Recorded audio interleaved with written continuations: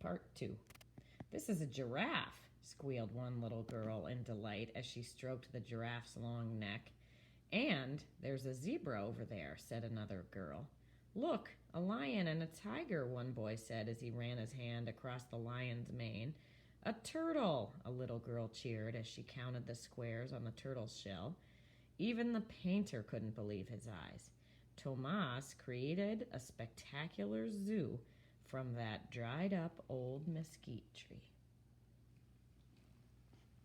Everyone helped carry the animals one by one to the town square. "These animals still need a coat of paint," the woodcutter said. "They're not finished yet. Can we paint them?"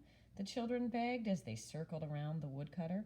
"Of course," he replied, scratching his head. "As soon as I get some paint." "Wait, we'll get the paint," said the neighbors, rushing home. They returned with an odd assortment of leftover paint and paintbrushes. Everyone gathered in the square to paint the animals. When they finally finished, they giggled at the orange giraffe with the brown spots, cherry red lips, long black eyelashes, and bright blue hooves. They laughed at the turtle with the pink and green squares on its shell. They pointed to the yellow and purple stripes on the zebra.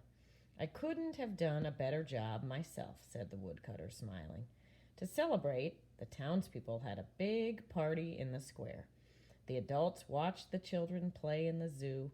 They painted brightly colored booths and decorated them with giant paper flowers in red, blue, green, yellow, and purple. Everyone enjoyed snow cones in rainbow colors.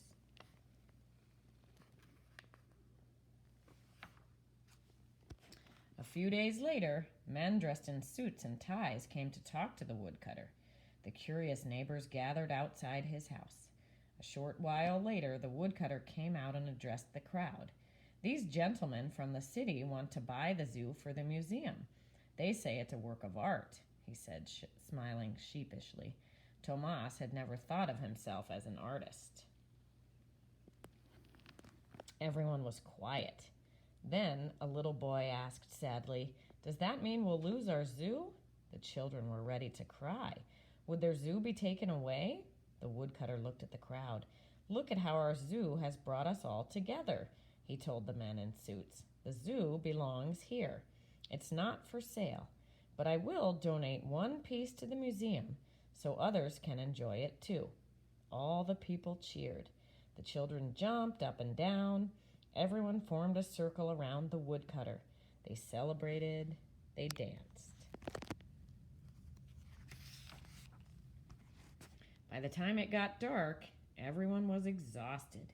That night, the children slept so soundly that they did not see Mr. Giraffe stretch his long neck and snap a leaf from the tree. They did not catch Mr. Lion's curly mane blowing gently in the breeze as he yawned. They missed seeing Mr. Zebra's purple and yellow stripes swirl as he pranced around the yard. And no one saw Mr. Tiger's tail swish back and forth as he swatted a fly. No one saw the special magic that filled the air that night. They were just happy knowing that the woodcutter's gift would still be there in the morning. The end.